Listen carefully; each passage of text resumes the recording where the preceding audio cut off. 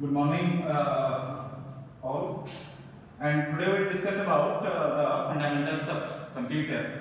And as you know, this is the first chapter of your syllabus. So we'll discuss first of all what exactly the fundamentals of computer or what exactly the computer is.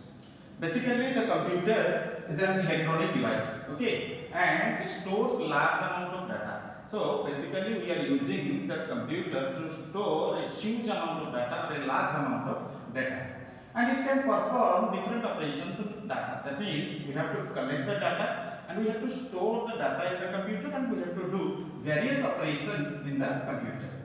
It performs the given function on the data and displays the result as output. That means externally we have to supply the data to the computer and we'll do the operation and finally we'll get the result which is called as your output. Now also the computer is used to process the data whenever required or whenever needed. As per our need or as per the need of the user, you can process the data in the computer. The meaning of computer is known from the word to compute. Next we will go to what is process. What do you mean by process? Computer works on data as per program which is called process. That means whatever data we are collecting and we are storing on the computer works on the particular data and the processing of data is called as a process. Processing means the operations what we are performing on the storage or the data what we are storing on the computer. What are the different operations we are performing? First one is calculation, next one is logical decision making, then third one is outputting data, and final one is communicating with other computers, etc. Next, history of computer. So in the year 1945 to 1955, the computer which was introduced, that is used to vacuum tubes, that were particularly used vacuum tubes, and were very large, generated immense heat, very expensive. That is the first generation. Second generation, it was introduced in the market in 1955 to 1965, and it is used, the transistors continue to be large and expensive. Third one, it introduced in the market in the year 1965 and it continues up to 1975, and it used the integrated circuits IC and significant reduction in size and cost. Fourth generation computer came to the market in the year 1975 and it continues up to 1995, which uses very large scale integration, that is VLSI, and desktop computers could not have been possible without VLSI, that is very large scale integrated circuits. It used a microprocessor, minimizing the size of the PC, which is generally a very small size as compared to the first three generations. And fifth generation, that is in progress, will provide us with artificial intelligence, that is the current scenario, current technology is using, also called as the knowledge information processing system. These are the various generation of computer. Next, what are the characteristics of the computer? First one is speed. This is the characteristics of the computer. Second one is arithmetical and logical operation. What operations you are performing through the different data stored in the computer. Either you can perform the arithmetic operation or you can perform the logical operations. That is one second characteristics of the computer. The third characteristic is accuracy. Next one is reliability. Next one is storage. The next one is retrieving data and program. Retrieve means finding out the data from the storage. Next, automation. Next one is next characteristics of the computer is flexibility or the versatility, you can say. Next one is consistency, and the final one is communication. So these are the various characteristics of the computer.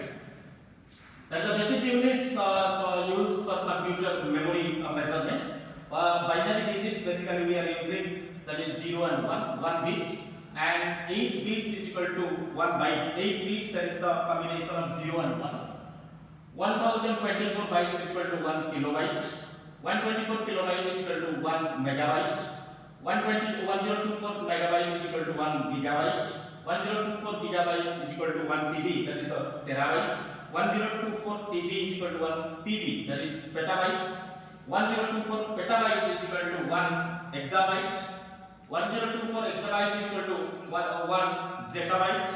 1024 zettabyte is equal to 1 yottabyte. Next 1024 yottabyte is equal to 1 brottobyte. 1024 brottobyte is equal to 1 geobyte. Geobyte is the highest memory. These are the memory measurement units used in the computer, and you have to remember all those things. Basically, the binary bits 0 and 1 will do the operations. Next, what are the different functional units of the computer? It is divided into two sections. One is hardware part, second one is software. What are the computer hardware? The parts of the computer which can be taught is called basically the hardware. That is the physical parts of the computer. You know what exactly you are whenever you are going to the lab and you are going through a computer, what exactly you are finding out physically. That is your monitor, your CPU, keyboard, mouse and speaker. These are the physical units of the computer that comes under your computer hardware. Then we'll go to the software. What exactly the software is? Software is basically the collection of programs where all the programs they are related to each other to achieve a set of goals. That is the definition of software. But what exactly computer software? Here the parts of the computer which cannot be taught is called software. And your software example basically it is of two types. One is your application software, and your second one is your operating system software. That is what you are using: Windows, Mac operating system, Linux operating system. Next, application software. What are the different application software we are using? That basically we are downloading from our Play Store. That is MS Office, Photoshop, Media Player, or whatever other applications you are using in your mobile. That all comes under your application software. And internet browser software for browsing the internet. What exactly we are using? One is Internet Explorer we are using, Google Chrome we are using, Mozilla Firefox, etc. These are the internet browser software. So this is the basic parts of your software. So generally you have to remember software is of two types. One is system software, another one is application software. System software it is your operating system. Suppose you are using a mobile and the operating system is you are using Android. Okay, so these are the basic parts of your computer. Next, the classification of computer. First one is your personal computer. So personal computer it is a single user computer. That suppose you are using a computer, that is your personal computer. It can be useful at school, home, etc. And it is known as a microcomputer also. You can consider the example as your laptop as well as desktop for your personal computer. Coming to the next one, that is your workstation. Workstation, a powerful single user computer. A workstation is like a personal computer, but it has more powerful microprocessor. As higher quality monitor can be found in companies, etc. In IT industry, you will see that is called as your workstation computers. Then third one is mini computer. Mini computer is a multi-user computer. Multi-user means more than one user, and it is capable of supporting from 10 to hundreds of users simultaneously. At a time, 10 to 100 number of users can access the computer. Can be found in banks, government departments, etc. for official purpose. You can say that. And next one is mainframe computer. It's a very powerful multi-user computer capable of supporting hundreds of thousands of users simultaneously. Next is supercomputer, an extremely fast computer, and the very can perform hundreds of millions of instructions per second. Whether scientific research can be done by this type of computers. So these are the various categories of your computer. Next, what exactly the applications of computer where we are using the computer? First one is your science research. For research project also we are using computer. For education purpose we are using computer. Business application, banking sector, office automation, desktop publishing, management aids, engineering design, road traffic control, railway, medicine, information services. So these are application of computer. It's a huge application of computer. Now coming to the next part, that is internet. What exactly internet? Internet is the combination of inter and net. Net means this comes from the network. Inter means interconnection of many computer network, which is called internet. Global connected through network through LAN or WAN. LAN means local area network, WAN means wide area network. to provide various application services, that is email, Usenet, www, that is World Wide Web, Telnet, FTP, that is file transfer protocol, etc. At any time, millions of users connected to the internet from many countries. In a single time, number of users can access internet. So internet, if anyone will ask what do you mean by internet, this is the interconnection of many computers via network.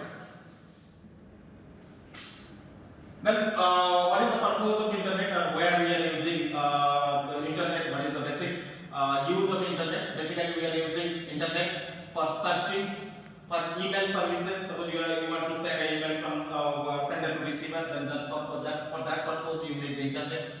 Commercial services, electronic books and publications, video conferencing, sharing data and results quickly, retrieving files, programs of all types, find information database and tutorials, newspaper columns, banking sector, downloading, uploading any information, news, sports, stocks, music, etc. Use of internet in various fields like education, business, governance, etc. and many more. So there is a large area where we are using the internet. Without internet, you cannot access all these things, and basically nowadays internet, we are depending upon internet.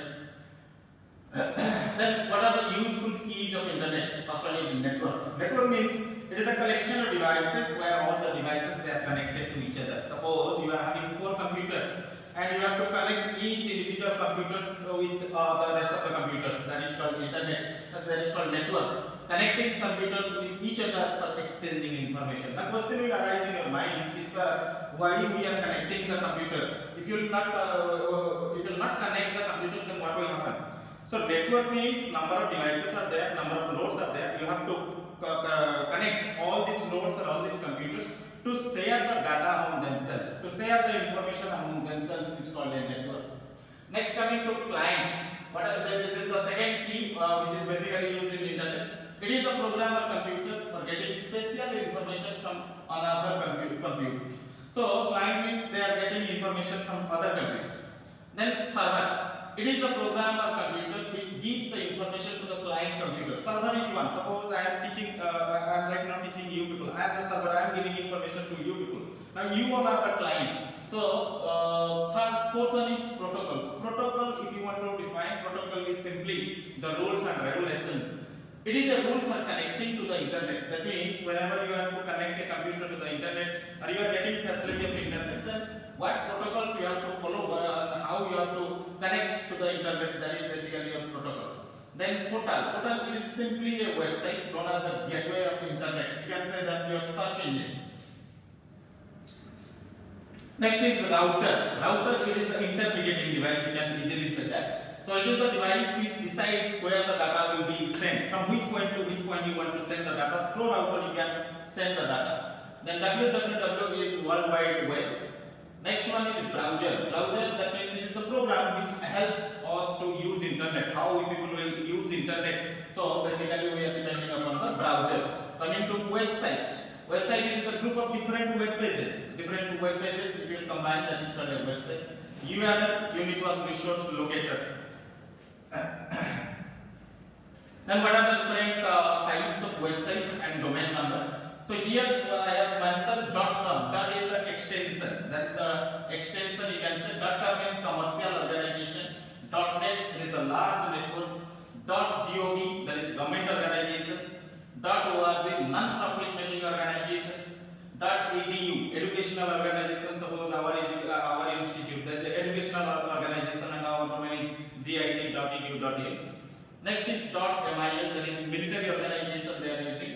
.in, that is in India. .au, that is Australia. .us, United States. .uk, United Kingdom. Always remember this dot whenever I am telling this dot means it is the extension. So thank you. Whatever the rest part will discuss in the next class. The rest part will be discussed in the next class.